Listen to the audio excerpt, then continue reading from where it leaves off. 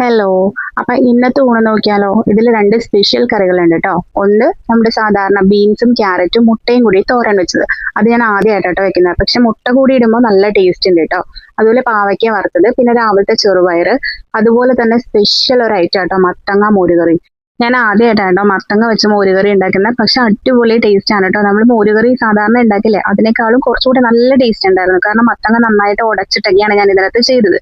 അപ്പൊ കുക്കറിലേക്ക് മത്തങ്ങ ഇതുപോലെ ചെറുതായിട്ട് അരിഞ്ഞ് പച്ചമുളകും മഞ്ഞൾപ്പൊടി, ഉപ്പ്, ആവശ്യത്തിന് വെള്ളം, ഇത്രയും സാധനങ്ങൾ വെച്ചിട്ട് കുക്കറിൽ ഒരു 3 വിസിൽ ഞാൻ അടിക്കുന്നുണ്ട്. കാരണം മത്തങ്ങ നന്നായിട്ട് വെന്തുടയാൻ വേണ്ടിയിട്ട്.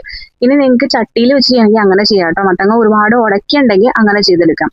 ഇപ്പൊ പെട്ടെന്നാവാൻ വേണ്ടിയാട്ടോ ഞാൻ കുക്കറിലൊക്കെ വെച്ച് ചെയ്യുന്നത്. ഇത് നന്നായിട്ട് വെന്ത് വന്നിട്ടുണ്ട് കണ്ടോ. ഇനി ഇത് നന്നായിട്ട് ഞാൻ ഉടച്ചു കൊടുക്കുന്നുണ്ട്. കാരണം കുട്ടികൾക്ക് കൊടുക്കണമെങ്കിൽ മത്തങ്ങ അങ്ങനെ തന്നെ കൊടുത്താൽ അവർ കഴിക്കില്ല. അപ്പൊ അതുകൊണ്ട് നന്നായിട്ട് ഉടച്ചങ്ങ് എടുത്തിട്ടുണ്ട്. ഇനി അതിലേക്ക് ആവശ്യത്തിനുള്ള തേങ്ങ എടുത്തിട്ടുണ്ട്. ഒരു 5 ടേബിൾ സ്പൂൺ തേങ്ങ, അതിലേക്ക് 1/2 ടീസ്പൂൺ ജീരകം, ചെറിയ ജീരകം, ഒരു 3.5 ടേബിൾ സ്പൂണോളം പുളിയുള്ള തൈര് എടുത്തിട്ടുണ്ട്. കട്ട തൈരാണ്. ഇനി അത്രയും സാധനങ്ങൾ കുറച്ച് വെള്ളം കൂടി ഒഴിച്ചിട്ട് ആ തേങ്ങ അങ്ങോട്ട് അരച്ചെടുക്കാം കേട്ടോ. നല്ല പേസ്റ്റ് പോലെ അരച്ചെടുത്തിട്ടുണ്ട്. ഇനി ആ തേങ്ങ ആ അരപ്പങ്ങോട്ട് ചേർത്ത് കൊടുക്കാം. അതിലേക്ക് മധുരത്തിന് നമ്മൾ സാധാരണ മോരുകറിയിൽ കുറച്ച് പഞ്ചസാരയൊക്കെ ചേർക്കില്ലേ. ഞാനിപ്പോ ശർക്കരയാണ് കേട്ടോ എപ്പോഴും ചേർക്കാറ്. ഒരു 1/2 ടീസ്പൂൺ ശർക്കര ചേർത്ത് കൊടുക്കാം. ശർക്കര ഉരുക്കിയതാണ്. 1/2 ടീസ്പൂൺ ചേർത്ത് കൊടുക്കുക. ഈ സമയത്ത് ഉപ്പൊക്കെ ഉണ്ടോ എന്ന് നോക്കുക കേട്ടോ. ഉപ്പും പുളിയൊക്കെ നോക്കുക, ബാലൻസ് ചെയ്യുക.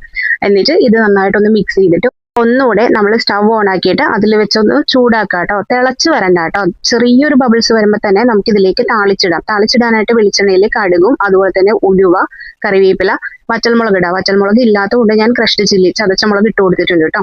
അപ്പൊ ഇത്രയേ ഉള്ളൂ. താളിച്ചും കൂടി ഇട്ട് കഴിഞ്ഞിട്ട് ഒരു 15 മിനിറ്റും കൂടി നമുക്ക് ഈ മോരുകറി അങ്ങനെ തന്നെ കുക്കർ അടച്ചു വെച്ച് കൊടുക്കാം കേട്ടോ. അത് കഴിഞ്ഞിട്ട് നമുക്ക് ഊണിന്റെ ഒപ്പം സെർവ് ചെയ്യാം. അടിപൊളി ടേസ്റ്റ് ആട്ടോ. ഇങ്ങനെ ചെയ്യാത്തവരുണ്ടെങ്കിൽ എന്തായാലും ഒന്ന് ചെയ്ത് നോക്കട്ടോ. ഒരു മസ്റ്റ് ട്രൈ ഐറ്റം തന്നെയാട്ടോ ഈ മത്തങ്ങ മോരുകറി എന്ന് പറയുന്നത്. അപ്പോൾ ഇത്രയേ ഉള്ളൂ കേട്ടോ. ഇതെല്ലാവരും ഒന്ന് ട്രൈ ചെയ്ത് നോക്കൂ കേട്ടോ.